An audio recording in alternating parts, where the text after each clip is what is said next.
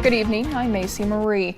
The body of a missing kayaker was found today. Kentucky State Police say they found Paris Andy Smith's body around 11 this morning while searching the river behind Big Lots and Coal Run. Investigators say the retired Marine went missing Wednesday night while kayaking with a group of friends. This marks the third drowning here in eastern Kentucky we've reported on in just this week. Crews from all across the mountains helped in the search. They used numerous methods to search, including boats and dogs. Sometimes that's the way it is. It just, no matter what you do, you can't change the outcome sometimes. This was a major effort by every organization here. They all went out above and beyond the call. Family members told us last night Smith really enjoyed the outdoors, whether it be kayaking or simply fishing. He was 47 years old. Now to a sad story out of Pike County. That is where a sheriff's deputy died in an accident. County officials say 62-year-old Danny Taylor was injured while working on a job site at Little Robinson Creek. The Pike County coroner says Taylor was operating an excavator when a tree fell into the cab. Taylor was a Pike County Fiscal Court employee as well as a sheriff's deputy. Lucas and Son Funeral Home will be handling the arrangements. Meanwhile, a Clay County man is accused of DUI on an ATV. Both vehicles involved in the late-night crash are pretty banged up. Deputies arrested Sonny Hubbard. They say he admitted to taking drugs on the day of the crash. He faces several charges, including DUI and drug possession. The Kentucky Health Department wants to hear your thoughts about a controversial proposal banning artists from tattooing on scarred skin. There are a lot of questions surrounding this issue, like the definition of a scar and the motivation for the ban.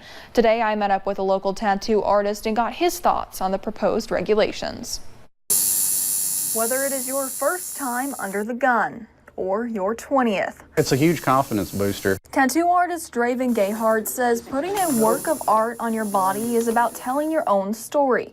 Once you see how much this helps people, and once you see people able to move forward with their lives, there's no reason that you would ever deny that service to anyone. And for people who have scars, Gayhart says tattoos are a way to cover up those imperfections or bad memories. Covering up scars is one of the services offered here at Lost Gypsy Tattoo. It's something they're not proud of and they want to hide and disguise. That's why it's important to be able to continue to do these things. But that service, tattooing over scars, is threatened by the Kentucky Cabinet for Health and Family Services, trying to update tattoo regulations. I do agree wholeheartedly with updating of the regulations. It's been 15 years, it's long overdue, and I'm glad that they're taking the time to listen to suggestions from tattooers and from clients alike.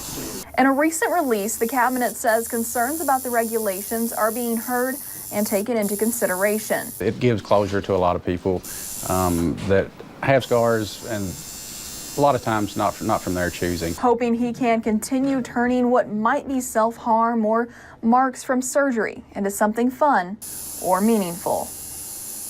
A public hearing is scheduled for next Tuesday, May 28th in Frankfort. Public comments are being accepted through the end of this month.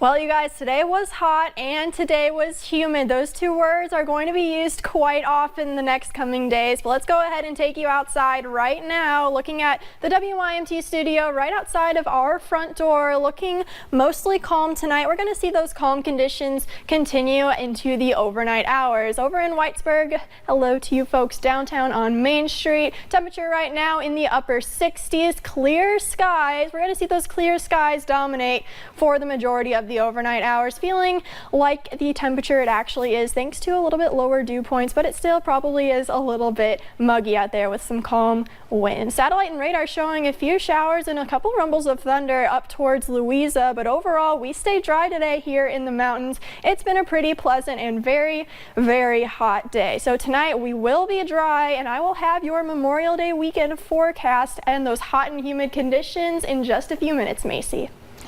Definitely a muggy one out there today, Kelly. As we begin heading outside, experts want us to watch out for a certain kind of tick.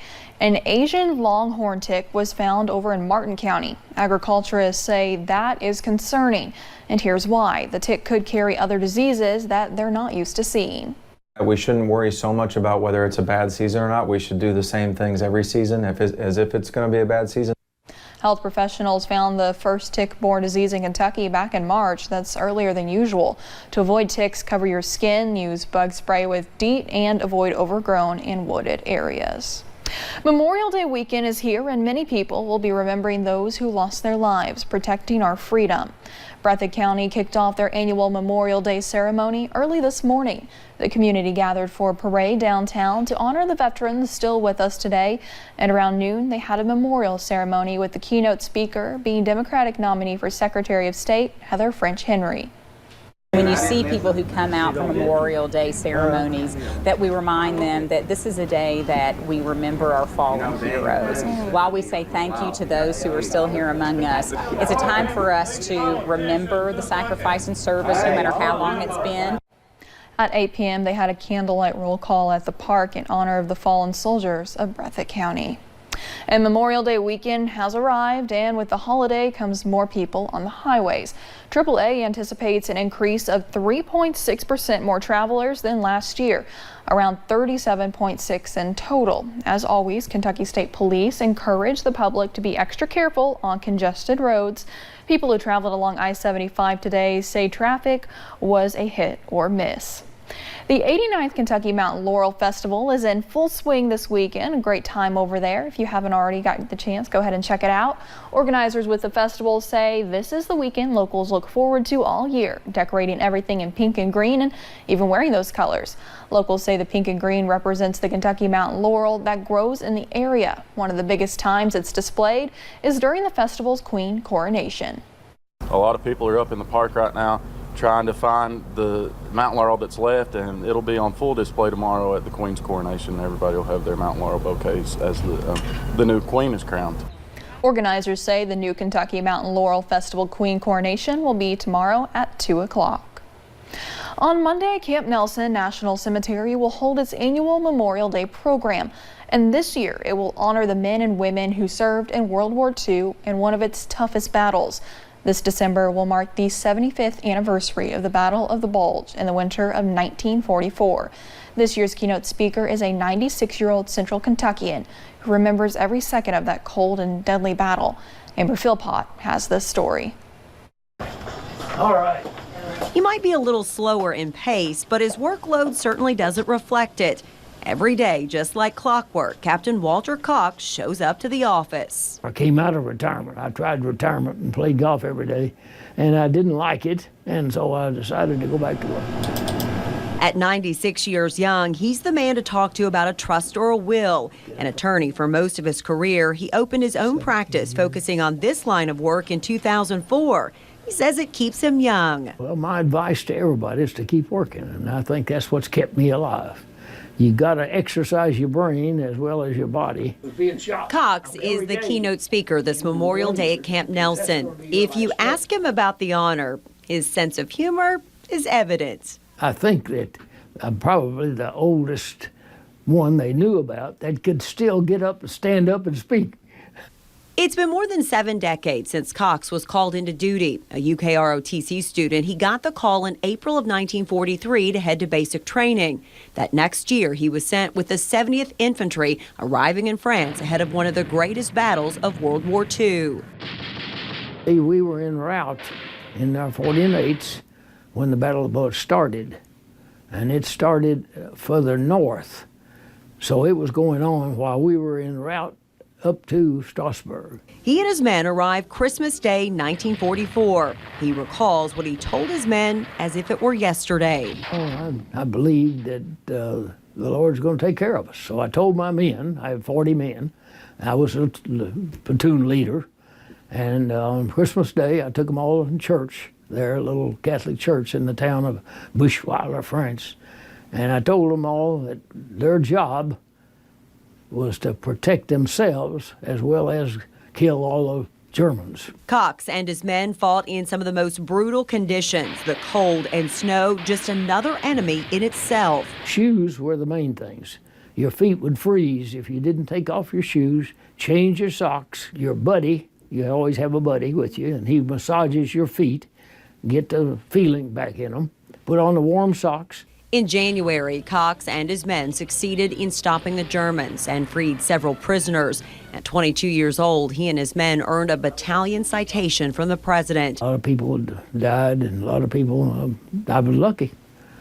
Like I write my book, no doubt I love my angel because I know I was protected by an angel.